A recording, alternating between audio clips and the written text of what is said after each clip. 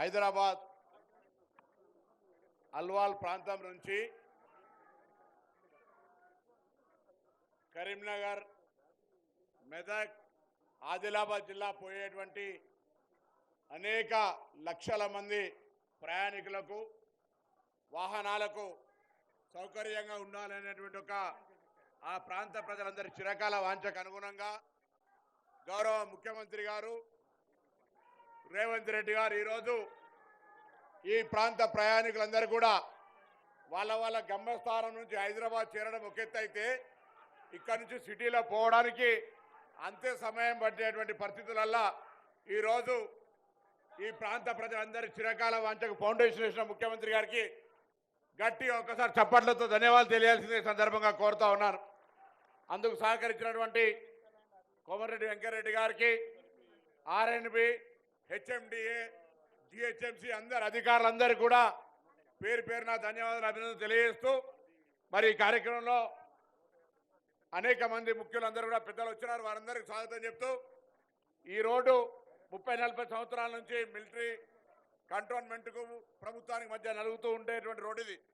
తెలంగాణ వచ్చిన తర్వాతనైనా ఈ రోడ్డు ఏర్పడుతుంది అనుకుంటే ఈ రోడ్డు ఎక్కడేసిన గొంగలు అక్కడనే ఉంటే మీరు ముఖ్యమంత్రి అయిన 100 రోజుల్లో ఈ ప్రాంత ప్రజల ఆకాంక్షలకు అనుగుణంగా అనుమతి పొంది దీని యొక్క మంజూరు తీసుకున్న సందర్భంగా ఆ ప్రాంత పౌరుడిగా, ప్రజాప్రతినిధిగా, రాష్ట్ర మంత్రిగా మీకు ధన్యవాదాలు తెలియజేస్తా ఉన్నాను. ముఖ్యమంత్రి గారు తప్పకుండా ఈ రోడ్డు సౌకర్యంతో ప్రయాణం చెప్తే కరీంనగర్ నుంచి ఇక్కడికి రావడానికి ఎంత టైం పడుతుందో ఇక్కడి నుంచి సిటీలో పోవడానికి కూడా అంతే టైం పట్టేది. దాన్ని ఆ అవకాశం అటువంటి యొక్క సమస్యను తప్పించినందుకు మీరు మరొక్కసారి ధన్యవాదాలు చెప్తూ గౌరవ ముఖ్యమంత్రి గారిని ప్రసంగించాల్సిన విజ్ఞప్తి చేస్తా ఉన్నాను.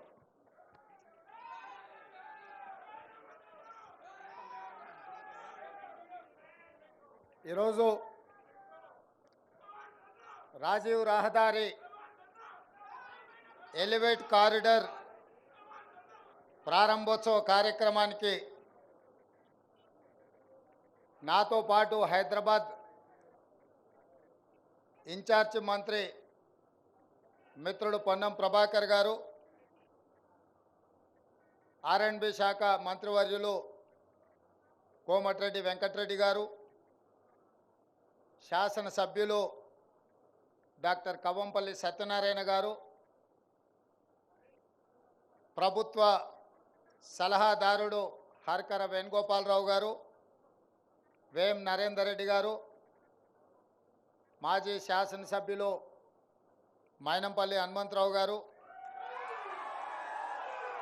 కంటోన్మెంట్ బోర్డు నామినేటెడ్ సభ్యులు రామకృష్ణ గారు, శాసన మండలి సభ్యులు రఘోత్తమ్ రెడ్డి గారు, చాలామంది ప్రజాప్రతినిధులు, ఈ ప్రాంత ప్రజలు, ఆర్ఎండ్బి శాఖ అధికారులు, అదేవిధంగా హెచ్ఎండిఏ అధికారులు,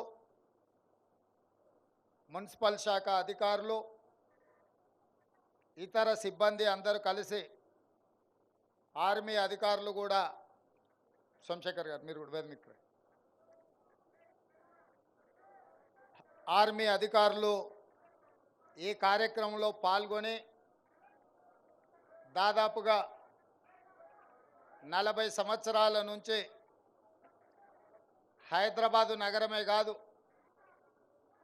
రంగారెడ్డి జిల్లాలో భాగమైన కుత్బుల్లాపూర్, మేడ్చల్ ప్రాంతాలతో పాటు మెదక్ జిల్లా, కరీంనగర్ జిల్లా, ఆదిలాబాద్ జిల్లాలో మంచిర్యాల ప్రాంతానికి ఎంతో ఇబ్బందికరంగా గంటల కొద్దీ ట్రాఫిక్ జామ్లలో ఉక్కిరి బిక్కిరైతుంటే రాష్ట్ర కేంద్ర ప్రభుత్వాల మధ్యలో సత్సంబంధాలతో సమస్యను పరిష్కరించుకోకుండా గత ప్రభుత్వం ప్రజల యొక్క అవసరాన్ని కూడా మర్చిపోయి కేంద్రంతో గిల్లి కజ్జాలు పెట్టుకొని ఈ ప్రాజెక్టును పక్కన పడేసింది.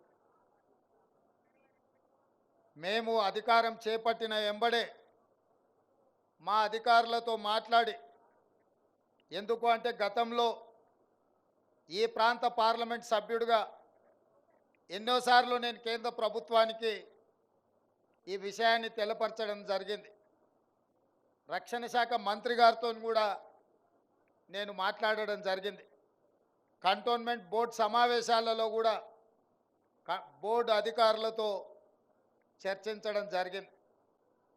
అదేవిధంగా డిఫెన్స్ కమిటీ మెంబర్గా ఆ సమావేశాలలో కూడా ఈ అంశాలను ప్రస్తావించినప్పుడు కేంద్ర ప్రభుత్వానికి రక్షణ శాఖకు సంబంధించిన అధికారులు గత మీ రాష్ట్ర ప్రభుత్వం యొక్క వైఖరి సరైన విధంగా లేక కేంద్ర ప్రభుత్వంతో సరైన సంప్రదింపులు జరపకపోవడం వల్ల ఈ సమస్య పరిష్కారం కావడం లేదని నా దృష్టికి తెచ్చింది.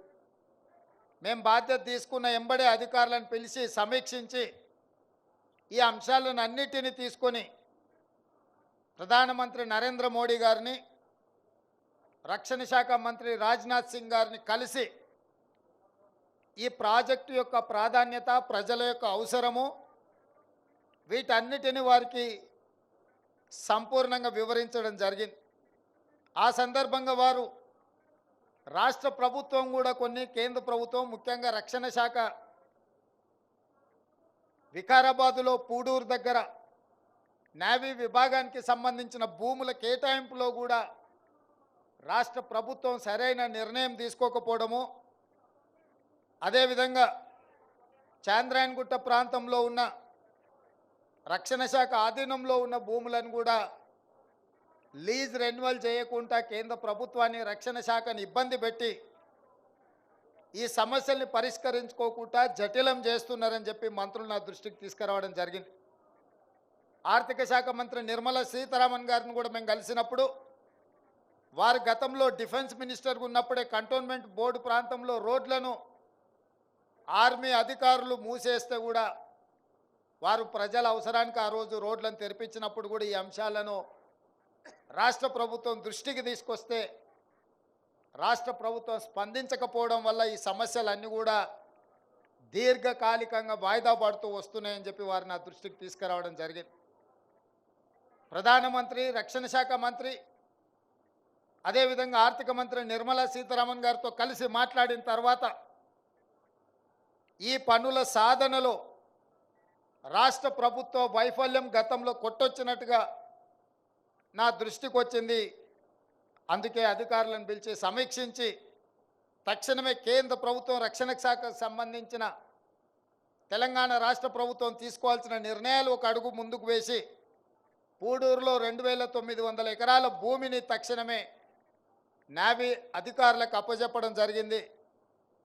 అదేవిధంగా ఇమరత్ భూములను కూడా దాదాపుగా 2400 ఎకరాల భూములను కేంద్ర ప్రభుత్వానికి అప్పజెప్పి రక్షణ శాఖ అంటే దేశ భద్రతకు సంబంధించింది, రాజకీయాలకు తావు ఉండకూడదు, రాష్ట్ర కేంద్ర ప్రభుత్వాలు ఘర్షణాత్మకమైన వైఖరి అవలంబిస్తే చివరగా ప్రజలే నష్టపోతారు అని చెప్పి కేంద్ర ప్రభుత్వానికి సహకరించి దేశ రక్షణలో తెలంగాణ రాష్ట్ర ప్రభుత్వం ఎలాంటి రాజకీయాలకు తావు ఇవ్వదు అని చెప్పి మా ప్రభుత్వం నిర్ణయం తీసుకొని ఆ భూములను అప్పజెప్పడం జరిగింది.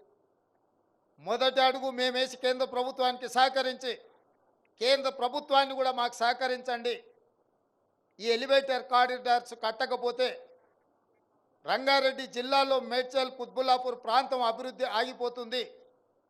ఈరోజు హైటెక్ సిటీ ప్రాంతంలోనో, అంతర్జాతీయ ఎయిర్పోర్ట్ ప్రాంతంలోనో ఐటీ కంపెనీలు రావడం, అక్కడ భూముల విలువలు పెరగడం, అక్కడ భూముల విలువ 100 కోట్లకు చేరడం మనం కళ్ళతో చూసినాం. ఇవాళ మేడ్చల్ ప్రాంతం కూడా అభివృద్ధి చెందాలి అని అంటే ఈ ఎలివేట్ కారిడార్ పూర్తి కావాలి. తద్వారా ఆ ప్రాంతంలో కూడా అభివృద్ధి వస్తుంది, ఐటీ కంపెనీలు వస్తున్నాయి, భవిష్యత్తులో ఫార్మా కంపెనీలు కూడా పెట్టుబడులు పెట్టడానికి వస్తాయని ఆలోచనతోటి కేంద్ర ప్రభుత్వాన్ని సంప్రదించి ఈ భూముల సేకరణ కోసం వారికి విజ్ఞప్తి చేస్తే కేంద్ర ప్రభుత్వం కూడా తెలంగాణ రాష్ట్ర ప్రభుత్వానికి సహకరించడానికి ముందుకొచ్చి ఈ భూములను మనకు అప్పజెప్పడం జరిగింది. కేంద్ర ప్రభుత్వానికి తెలంగాణ రాష్ట్ర ప్రభుత్వం తరఫున ధన్యవాదాలు, కృతజ్ఞతలు నేను తెలియజేస్తున్నా. నాకు స్పష్టమైన వైఖరి మా ప్రభుత్వానికి ఉన్నది. అభివృద్ధికి సంబంధించి ప్రజా ప్రయోజనాలకు సంబంధించి ఎలాంటి భేషజాలకు తావు లేకుండా కేంద్ర ప్రభుత్వం సహకారం తీసుకొని ఎవరు ప్రధానమంత్రిగా ఉన్నా, ఎవరు రక్షణ శాఖ మంత్రిగా ఉన్నా, ఎవరు ఆర్థిక శాఖ మంత్రిగా ఉన్నా రాష్ట్ర ప్రయోజనాల కోసం వాళ్ళని కలిసి సంప్రదించి మన విజ్ఞప్తులు వారికి చేరవేసి ప్రభుత్వ సహకారం తీసుకుంటాము.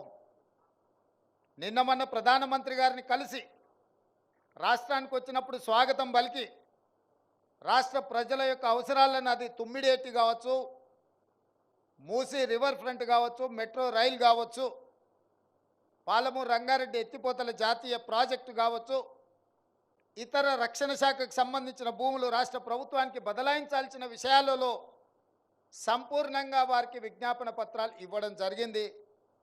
వారు సానుకూలంగా స్పందించినట్టే నాకు అనిపించింది. కానీ చాలామంది రాష్ట్ర ముఖ్యమంత్రి వెళ్ళి ఇట్లా ప్రధానమంత్రిని కలుస్తాడని అంటారు. 10 సంవత్సరాలు మీరు దిక్కుమాలిన విధానం అవలంబించడం వల్ల శిక్ష ప్రజలకు పడ్డది. మీరు హ్యాపీగానే ఉన్నారు, మీరు ఫామ్ హౌజులు కట్టుకున్నారు, మీకేం ఇబ్బంది లేదు. కానీ ఉత్తర తెలంగాణ ముఖ్యంగా అభివృద్ధి చెందాలంటే ఈ ఎలివేటెడ్ కారిడార్లు, ఈ రోడ్లు అభివృద్ధి జరగాలి. ప్రజా ప్రయోజనాలను దృష్టిలో పెట్టుకొని తెలంగాణ రాష్ట్ర అభివృద్ధి కోసం ఒక్క మెట్టు దిగడానికి నాకు ఎలాంటి అభ్యంతరం లేదు. ఇందులో రాజకీయ ప్రయోజనం లేదు. రాష్ట్ర ప్రభుత్వం యొక్క ప్రతిష్ట పెరుగుతుంది, తెలంగాణ రాష్ట్రం అభివృద్ధి చెందుతుంది. అదేవిధంగా మిత్రుడు కోమటిరెడ్డి వెంకటరెడ్డి గారు నితిన్ గడ్కరీ గారిని మొన్న కలిసిన ప్రధానమంత్రి గారిని కూడా RRR రోడ్డులో 354 కిలోమీటర్లకు సంబంధించి 50% మంజూరైంది, మిగతా 50% కూడా మంజూరైతే మొత్తం తెలంగాణకు మణిహారంగా రీజనల్ రింగ్ రోడ్ అవుతుంది అని చెప్పి మిత్రుడు కోమటిరెడ్డి వెంకటరెడ్డి గారు ప్రధానమంత్రి గారికి నితిన్ గడ్కరీ గారు కూడా విజ్ఞప్తి చేసిండ్రు. ఆ విషయంలో కూడా వారు సానుకూలంగా స్పందించారు. నేను ఒక్క మాట గుర్తు చేయదలుచుకున్నా. ఇవాళ హైదరాబాద్ నగరానికి అంతర్జాతీయ గుర్తింపు వచ్చింది అనంటే ఆనాడు UPA 1 UPA 2లో డాక్టర్ వైఎస్ రాజశేఖర రెడ్డి గారు ముఖ్యమంత్రిగా ఉన్నప్పుడు ఈ ఔటర్ రింగ్ రోడ్డు, అంతర్జాతీయ ఎయిర్పోర్టు, IT కంపెనీలను, ఫార్మా కంపెనీలను ఉధృతంగా ఈ రాష్ట్రంలో పెట్టుబడులు తీసుకొస్తేనే, అదేవిధంగా హైదరాబాదు నగరంలో నిర్మించిన మెట్రో రైలు ఆనాడు నిర్మించడం వల్లనే ఈ నగరానికి అంతర్జాతీయ స్థాయి వచ్చింది. ఆనాడు అంతర్జాతీయ స్థాయి కాంగ్రెస్ పార్టీ తీసుకొచ్చింది కాబట్టే ఈరోజు తెలంగాణ రాష్ట్ర ప్రభుత్వంలో ఉన్న ఆదాయం ఈ మహానగరం నుంచి 70% వస్తుంది అని అంటే దూరదృష్టితోని ఆనాడు కాంగ్రెస్ పార్టీ, ఆనాటి ప్రభుత్వం తీసుకున్న నిర్ణయాల వల్ల. గత 10 సంవత్సరాలు BRS అధికారంలో ఉన్నప్పుడు హైదరాబాదు నగరంలో ఏదైనా ఒకటి శాశ్వతమైన అభివృద్ధి చేసిండ్రా? మీరు ఒక్కసారి ఆలోచన చేయండి. ఈరోజు నగరానికి వచ్చిన IT కంపెనీలు కావచ్చు, హైటెక్ సిటీ కావచ్చు, అంతర్జాతీయ ఎయిర్పోర్ట్ కావచ్చు, ఔటర్ రింగ్ రోడ్ కావచ్చు, మెట్రో రైలు కావచ్చు, కృష్ణానది జలాలు కావచ్చు, గోదావరి జలాలు కావచ్చు, అదేవిధంగా వివిధ అభివృద్ధి కార్యక్రమాలు ఆనాడు కాంగ్రెస్ పార్టీ ఉన్నప్పుడే, చివరికి నక్లెస్ రోడ్ కావచ్చు, అప్పుడప్పుడు సెల్ఫీలు దిగి సెల్ఫ్ డబ్బాలు కొట్టుకుంటున్న KTR గారు దిగే శిల్పారామం కూడా ఆ రోజు కాంగ్రెస్ పార్టీ అభివృద్ధి చేసింది. ఈ నగరంలో ఏదైనా అభివృద్ధి జరిగింది అని అంటే కాంగ్రెస్ అధికారంలో ఉన్నప్పుడే జరిగింది. వారి 10 సంవత్సరాలలో ఏదైనా అభివృద్ధి జరిగిందా? శాశ్వతంగా ఈ నగరానికి ఏదైనా పెట్టుబడి తీసుకొచ్చిండ్రా అని నేను అడుగుతున్నా. మహా అంటే పబ్బులు వచ్చినాయి, నగరానికి గంజాయి వచ్చింది, డ్రగ్స్ వచ్చింది వాళ్ళు వచ్చిన తర్వాత. ఈ నగరంలో వాళ్ళు సాధించిన అభివృద్ధి గత 10 సంవత్సరాలలో ఏదైనా అంచనా వేస్తే గంజాయి వచ్చింది, డ్రగ్స్ వచ్చినాయి, పబ్బులు వచ్చినాయి. ఈ 3 పనులు తప్ప వాళ్ళ హయాంలో జరిగింది ఏం లేదు.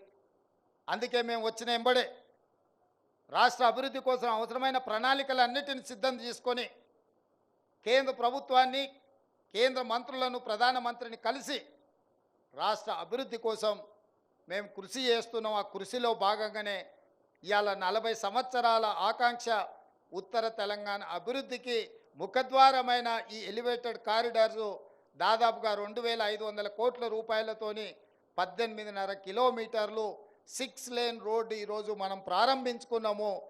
ఈ అభివృద్ధి ఉత్తర తెలంగాణ శాశ్వతమైన అభివృద్ధికి ఉపయోగపడుతుంది. అందుకే మా ప్రభుత్వం బేసిజాలు లేకుండా కేంద్ర ప్రభుత్వంతో సంప్రదింపులు జరిపి ఇతర కార్యక్రమాలను కూడా మనము తీసుకొస్తున్నాము. భవిష్యత్తులో కూడా అభివృద్ధి కార్యక్రమాల కోసము కేంద్ర ప్రభుత్వాన్ని మేము అడుగుతూనే ఉంటాం, రాబట్టుకునే ఉంటాం. ఒకవేళ ఇవ్వకపోతే ఖచ్చితంగా ప్రణాళికబద్ధంగా కేంద్ర ప్రభుత్వంతో కొట్లాడతాం. ఇందులో ఎలాంటి శశబిషలకు తావు లేదు. రాష్ట్ర ప్రయోజనాల కోసం అవసరమైతే ఎవరితోనైనా కొట్లాడే శక్తి మాకుంది. ఆ శక్తి మీరు ఇచ్చిండ్రు. ఆ శక్తిని దృష్టిలో పెట్టుకునే నగర అభివృద్ధికి మేము కృషి చేస్తాం. నగరాన్ని అభివృద్ధి పదం వైపు నడిపిస్తాం. హైదరాబాద్ నగరం అంటే అంతర్జాతీయ ప్రమాణాలతోనే అభివృద్ధి చేయాలన్న ప్రణాళికతోని ఫేజ్ 2 మెట్రో పనులను ఈరోజు దాదాపుగా 75 కిలోమీటర్లలో ప్రారంభించడానికి 8 తారీఖు రోజు మనం శిలాఫలకం వేసుకుంటున్నాం. ఇదే కాకుండా 55 కిలోమీటర్లు మూసీ రివర్ని ప్రపంచంలోనే ఒక అద్భుతమైన నగరంగా తీర్చిదిద్దడానికి మూసీ రివర్ ఫ్రంట్ని అభివృద్ధి చేయాలని అధికారులకు మనం ఆదేశాలు ఇవ్వడం జరిగింది. అదేవిధంగా హెరిటేజ్ ప్రిసింక్ట్ని కూడా కాపాడి మన పూర్వీకుల నుంచి వచ్చిన నిజాం ప్రభుత్వం నుంచి వచ్చిన గోల్కొండ కోట కావచ్చు, చార్మినార్ కావచ్చు, కులీ కుతుబ్షాహి నిర్మించిన టూమ్స్ కావచ్చు, ఈ వారసత్వ సంపదను కూడా రక్షణ కల్పించి కాపాడి అంతర్జాతీయ ప్రమాణాలతోటి ఈ నగరానికి వచ్చే పర్యాటకులను ఆకర్షించడానికి అన్ని రకాల చర్యలు చేపట్టండి అని చెప్పి మా అధికారులకు ఆదేశాలు ఇవ్వడం జరిగింది. ఈ నగరం అంతర్జాతీయ నగరానికి అభివృద్ధి చెంది అంతర్జాతీయ స్థాయిలో పెట్టుబడులు తెచ్చి ఎవరైనా విదేశీ పర్యాటకులు భారతదేశం రావాలంటే హైదరాబాదు నగరాన్ని పర్యటించకపోతే అది అసంపూర్తి అనుకునే విధంగా ఈ నగరాన్ని అభివృద్ధి చేస్తాం. అందరి సహకారం తీసుకుంటాం. ఎన్నికలు వచ్చినప్పుడే రాజకీయాలు మాకు, ఎన్నికలు ముగిసిన మరుక్షణం అభివృద్ధి మా లక్ష్యము. ఆ అభివృద్ధి కోసం నిర్విరామంగా కృషి చేస్తాం. అది ఎవరనే బేసిజాలు లేకుండా ఎవరితోనైనా సంప్రదిస్తాం, ఎవరి సహకారాన్నైనా తీసుకుంటాం. రాబోయే రోజుల్లో కంటోన్మెంట్ ప్రాంతాన్ని కూడా నగరంతో పాటు అభివృద్ధి చేసే విధంగా ఆ ప్రాంతంలో ఉన్న తాగునీటి సమస్య కావచ్చు, అభివృద్ధి నిధులు కావచ్చు, నేను ఈ ప్రాంత ఎంపీగా నాకు ఆ సమస్యలన్నీ తెలుసు. కంటోన్మెంట్ బోర్డుకు సంబంధించిన సమస్యల్ని కూడా తప్పకుండా పరిష్కరించే ప్రయత్నం చేస్తాం. ఈ ప్రాంతానికి ఏ అవసరం వచ్చినా అండగా నిలబడి అభివృద్ధి చేయాలన్న ఆలోచనతోటి ఈరోజు ముందుకెళ్తున్నాం. మొన్న ఆయన కేటీఆర్ గారు చెప్తున్నారు, మా కృషి పాలించింది రేవంత్ రెడ్డివి సాధించిండని. తెచ్చింది నేనైతే నీదేందా మధ్యలో అంటే వాళ్ళు 10 సంవత్సరాలు మేము చేయలేకపోయినాం, కొత్త ప్రభుత్వం వచ్చింది చేసిందని అభినందిస్తే బాగుంటుంది. మా పోరాటం ఫలించిందంటే ఏం పోరాటం అయినా పోరాటం? ట్విట్టర్లలో దిక్కుమాలిన పోస్టులు పెట్టుడే నీ పోరాటమా? ఇంకా కొన్ని కార్యక్రమాలు పెండింగ్ ఉన్న కేంద్రం నుంచి ఇంకా కొన్ని తెచ్చుకోవాల్సిన అవసరం ఉన్నది. మూసీ రివర్ ఫ్రంట్ అభివృద్ధి కోసం మెట్రోకు నిధులు రాలే. మిత్రుడు కేటీఆర్కు నేను సూచన చేస్తున్నా, హైదరాబాదు నగర అభివృద్ధి కోసం ధర్నా చౌక్లో ఇందిరా పార్క్ దగ్గర మీరు ఆమరణ నిరాహార దీక్ష చేయండి, మేము సంపూర్ణంగా సహకరిస్తాం. గతంలో కేసీఆర్ గారు చెప్పారు ఒక మాట, కేసీఆర్ చచ్చుడో తెలంగాణ వచ్చుడో అని. ఇప్పుడు కేటీఆర్ గారు కూడా ఆ స్ఫూర్తిని తీసుకొని కేటీఆర్ చచ్చుడో నగరానికి నిధులు వచ్చుడో రెండిట్లలో ఏదో ఒకటి తేలే విధంగా కార్యక్రమాన్ని తీసుకోవాల్సిందిగా ఆయన దీక్ష కూర్చుంటే మా కార్యకర్తలే కంచేసి కాపాడుతుంది. దానికి మా మైనంపల్లి హనుమంతరావు గారిని పూర్తి బాధ్యత. ఎందుకంటే పోలీసులు గిన మళ్ళీ ఆయనను అర్ధరాత్రి పూట దవాఖానకు తరలించకుండా మా హనుమంతన్నకు ఆ బాధ్యత అప్పచెప్తా. వారు చూసుకుంటారు, నిధులు సాధించుడో లేకపోతే వాళ్ళ స్లోగన్ నిజమవుడో ఏదో ఒకటి జరిగే విధంగా ముందుకు వెళ్ళాల్సిందిగా కోరుకుంటూ ఇక్కడికి విచ్చేసిన అందరికీ, ముఖ్యంగా అధికారులకు, ఇందులో అధికారుల కృషి చాలా ఉంది. అధికారులందరిని కూడా నేను అభినందిస్తున్నా. అంతే వేగంగా ఢిల్లీ నుంచి అనుమతులు సాధించడం ఎంత కీలకమో ఈ 18.5 కిలోమీటర్ల ఎలివేటెడ్ కారిడార్ను నిర్మించడం కూడా అంతే వేగంగా చెయ్యాలి అని చెప్పి మా అధికారులకు సూచన చేస్తూ మీ అందరి దగ్గర సెలవు తీసుకుంటున్న మిత్రులారా. Like, share, subscribe.